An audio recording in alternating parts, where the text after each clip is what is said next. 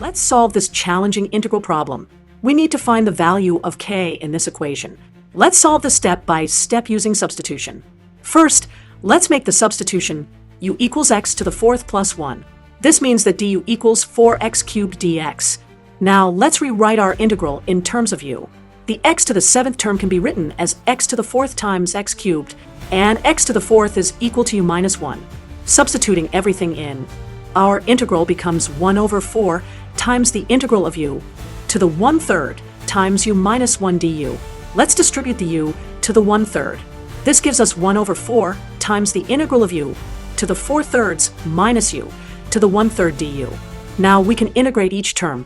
The integral of u to the 4/3 is 3/7 u to the 7/3, and the integral of u to the 1/3 is 3/4 u to the 4/3.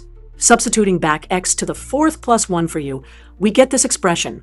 Now, comparing this with our original right-hand side, we can find k by comparing coefficients. Looking at the coefficients, we can see that k equals 1/4 times 3/7 times 1/4, which simplifies to 3 over 112. Therefore, k equals 3 over 112.